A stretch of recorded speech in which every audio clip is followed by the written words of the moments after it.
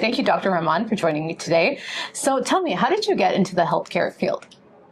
Well, I think when I was a little girl, my parents told me I always wanted to be a physician. Mm-hmm. And I think that I feel very fortunate to have, despite having a Bachelor in Arts, going to medical school and being a dermatologist is a career that I absolutely love. So nice. I guess I knew it when I was very little. How old were you? My parents said I was 3 when I said I wanted to be a doctor. And it never changed?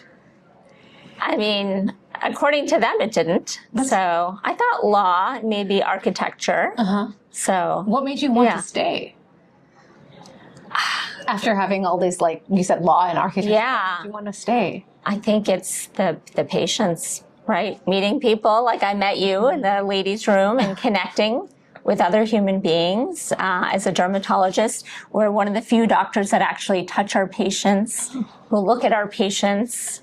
I like to work with my hands, so I get to do that a lot. So that's kind of cool. So describe more of your work. So what kind of patients did you meet? I'm very curious. Oh, when I was 3? Yeah, or even earlier. Actually, when I was 3, there was a little bird in the snow in Connecticut, and I had rescued this little bird that was stuck in the snow. So, but I don't think I could have done veterinary medicine because I probably would be in fetal position every night because, like animals are. I have a real soft spot for them. Human animals too, but non-animals. So yes, my first rescue was a bird. Oh my God, and in the snow? In the snow. How did you rescue this bird? Well, I saw the bird that had basically was stuck in the snow, so picked up the bird, brought it inside to our house, and we warmed the bird. I think it had a broken wing, so I don't think we ended up having to go to a veterinary hospital if there was even possible. We just brought the bird inside. Oh my God. So that one encounter, and then now as like a dermatologist, as a practice, what kind of patients do you meet that allow you to it seems like you form a very good connection with them. You say you touch their skin. Yeah. What does it feel like for you? What is that feeling for you? I mean, it's indescribable. I love it. I guess it's like even on your worst day, you still want to come back. So, and I see patients who come to see me from different countries. I see young patients. I see patients who are centenarians or near centenarians. And oftentimes I feel like I'm getting more out of it than they are. So I think that's a good evidence that you're doing the right thing when you feel like that. What's your favorite part about your job? Ooh, I guess maybe always, being asked questions that I don't know are going to come ahead of time.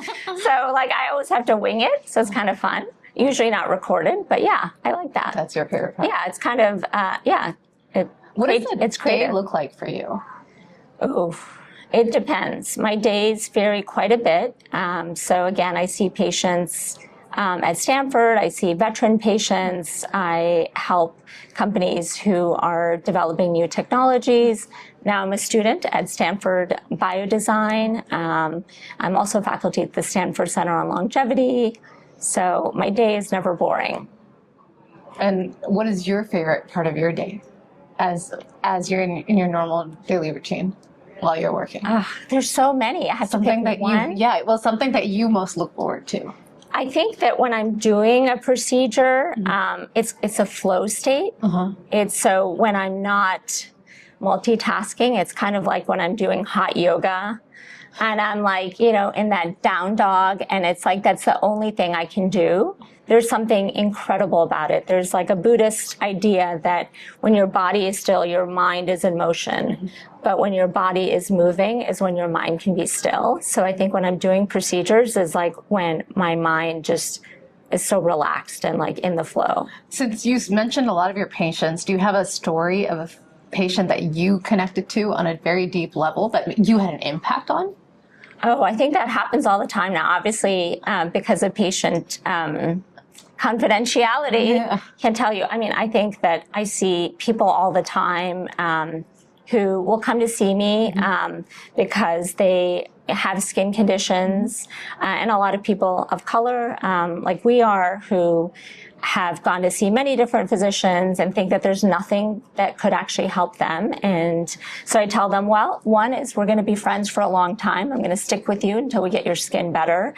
And then, you know, the times that it's happened, it's extraordinarily rewarding. So that's amazing. Anything else that you'd like to add that I missed?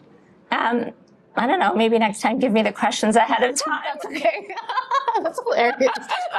I think everyone's going to enjoy this interview more than anyone else.